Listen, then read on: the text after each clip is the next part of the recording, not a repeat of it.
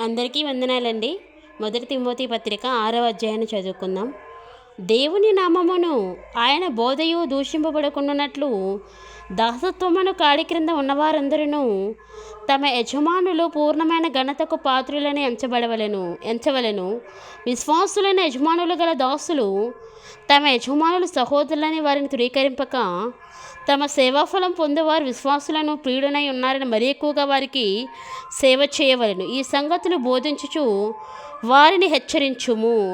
ఎవడైనాను మన ప్రభువైన యేసుక్రీస్తు యొక్క హితవాక్యములను దైవభక్తికి అనుగుణ్యమైన బోధన అంగీకరింపక భిన్నమైన బోధనను ఉపదేశించిన ఎడల వాడేమీ ఎరుగక తర్కములను గూర్చి వాగ్దములను గూర్చి వ్యర్థంగా ప్రయాసపడుచు గర్వాంధుడగును.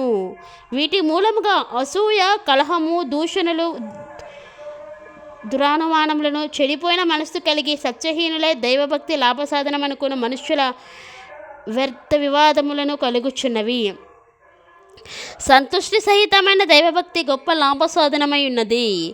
మనం ఈ లోకంలోనికి ఏమీ తేలేదు, దీనిలో నుండి ఏమీ తీసుకుని పోలేము.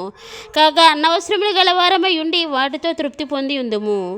ధనవంతుల మగుటకు ఆపేక్షించువారు శోధనలోను, ఉరిలోను, యుక్తులను, హానికరములైన అనేక దురాలసలోనూ పడుదురు. అట్టివి మనుష్యులను నష్టములోను, నాశనములోను ముంచివేయును. ఎందుకనగా ధనాపేక్ష సమస్తమైన కీడులకు మూలము.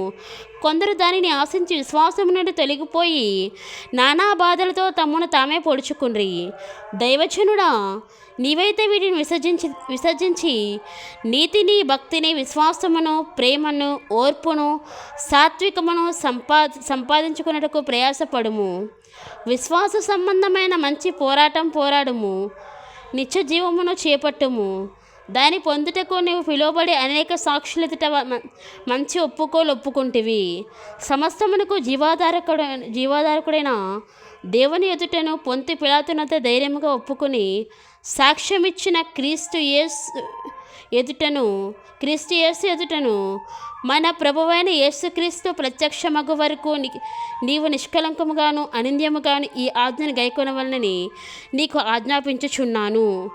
శ్రీమంతుడను అద్వితీయుడనకు సర్వాధిపతి యుక్తకాలమందు ఆ ప్రత్యక్షతను కనపరుచును. ఆ సర్వాధిపతి రాజులకు రాజును, ప్రభువులకు ప్రభువునై ఉన్నాడు. సమీపించరాని తేజస్సులో ఆయన మాత్రమే వసించుచు అమరత్వము గలవాడై ఉన్నాడు. మనుష్యులలో ఎవడనూ ఆయనను చూడలేదు, ఎవడనూ చూడనేరడు. ఆయనకు ఘనతయు శాశ్వతమైన ప్రభావమును కలిగిండును గాక. ఆమెన్. ఇహమందు ధనవంతులైన వారు గర్విష్ఠులు కాక అస్థిరమైన ధనమునందు నమ్మికయుంచక సుఖముగా అనుభవించుటకు సమస్తమును మనకు ధారాళంగా దయచేయి దేవుని యందే నమ్మకం ఉంచుడని ఆజ్ఞాపించుము. వారు వాస్తవమైన జీవమును సంపాదించుకున్న నిమిత్తము రాబోవు కాలమునకు మంచి పునాది తమ కొరకు వేసుకొనొచ్చు.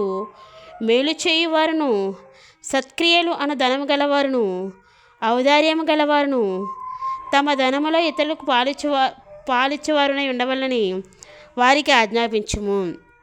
ఓ తిమోతి, నీకు అప్పగించబడిన దానిని కాపాడి అపవిత్రమైన వట్టి మాటలకును, జ్ఞానమని అబద్ధంగా చెప్పబడిన విపరీత వాదనములకును దూరంగా ఉండుము. ఆ విషయంలో ప్రవీణులమని కొందరు అనుకుని విశ్వాస విషయంలో తప్పిపోయి. కృప మీకు తోడై ఉండునుగాక. ఆమెన్. ప్రార్థన చేసుకుందామండి. స్తోత్రం ప్రభా, స్తోత్రం యేసయ్య. వాక్యం ప్రభా మా హృదయం మంది ఫలించడానికి, వాక్యానుసారంగా మా జీవితాలు ఉండడానికి యేసయ్య సహాయం దయచేయండి ప్రభా. నీ బిడ్డల ప్రభా వాక్యాన్ని విన్నప్పుడు ప్రభా అయ్యా వారికి నిండైన ఆశీర్వాదములు, మేలులు దయచేసి